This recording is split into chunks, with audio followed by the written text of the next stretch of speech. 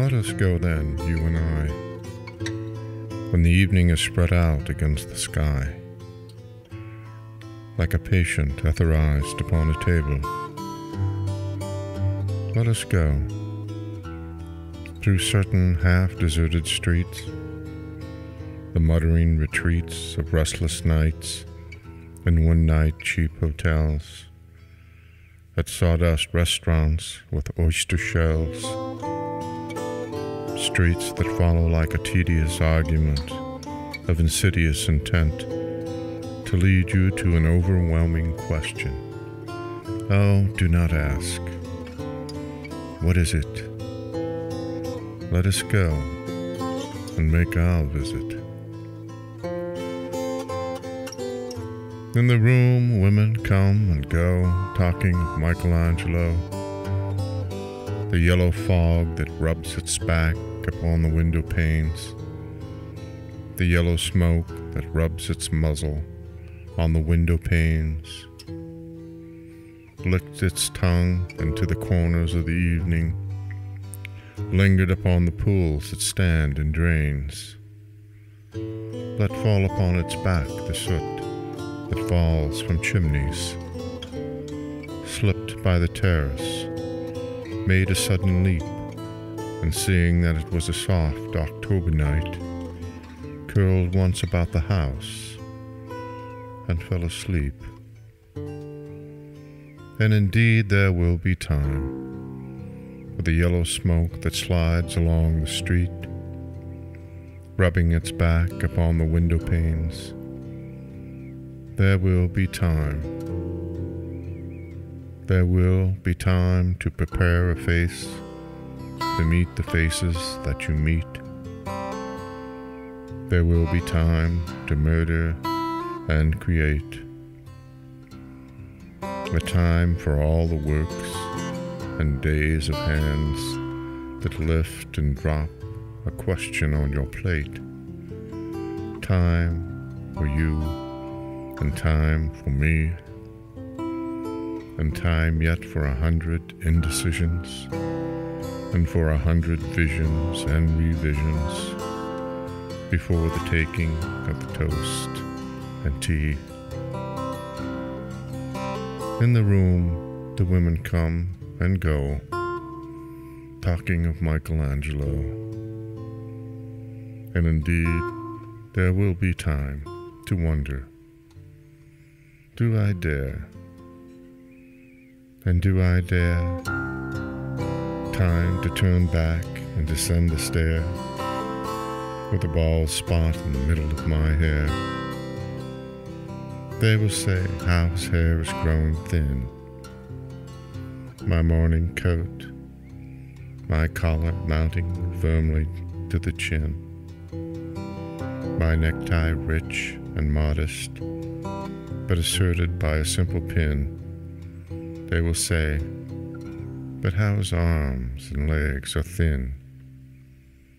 Do I dare disturb the universe?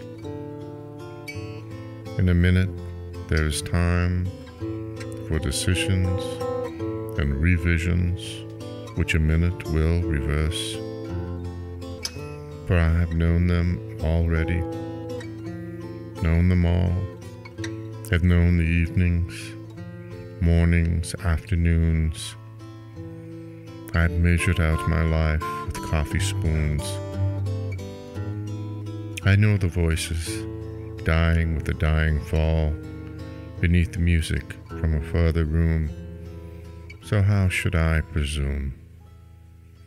And I have known the eyes already, known them all, the eyes that fix you in a formulated phrase, and when am I formulated, sprawled on a pin, when I'm pinned and wriggling on the wall, then how should I begin to spit out all the butt-ins of my days and ways? And how should I presume? When I have known the arms already, known them all, arms that are braceleted and white and bare, but in the lamplight drowned with light, brown hair? Is it perfume from a dress that makes me so digress? Arms that lie along a table or wrap about a shawl? And should I then presume? And how should I begin? Shall I say, I have gone at dusk through narrow streets and watched the smoke that rise from the pipes of lonely men in short sleeves, leaning out of windows? I should have been a pair of ragged claws, scuttling across the floors of silent seas. In the afternoon, the evening sleeps so peacefully, smothered by long fingers, asleep, tired, or it malingers, stretched on the floor here beside you and me. Should I, after tea and cake and ices, have the strength to force the moment to its crisis? But though I have wept and fasted, wept and prayed, though I have seen my head grown slightly bald, brought in upon a platter, I am no prophet, and there's no great matter. I have seen the moment of my greatness flicker, and I have seen the eternal footman hold my coat and snicker, and in short, I was afraid. And would it have been worth it? After all, after the cups, the marmalade, the tea, among the porcelain, among some talk of you and me, would it have been worth while to have bitten off the matter with a smile, to have squeezed the universe into a ball, to roll it towards some overwhelming question, to say, I am Lazarus, come from the dead, come back to tell you all.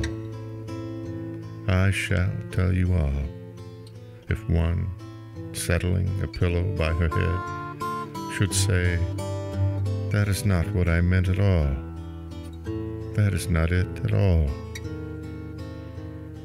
And would it have been worth it, after all? Would it have been worthwhile, after the sun sets, and the dooryards, and the sprinkled streets, after the novels, after the teacups, after the skirts that trail along the floor, and this, and so much more? It is possible to say just what I mean, but as if a magic lantern threw the nerves into patterns on a screen, would it have been worthwhile if one, settling a pillow or throwing off a shawl, and turning toward the window, should say, that is not it at all, that is not what I meant at all. No, I'm not Prince Hamlet, nor was meant to be. I am an attendant lord, one that will do to swell the progress, start a scene or two, advise the prince, no doubt, an easy tool, differential, glad to be of use, politic, cautious, and meticulous, full of high sentence, but a bit obtuse. At times, indeed, almost ridiculous. Almost, at times, the fool. I grow old. I grow old. I shall wear the bottoms of my trousers rolled. Shall I part my hair behind? Do I dare to eat a peach? I shall wear white flannel trousers and walk upon the beach.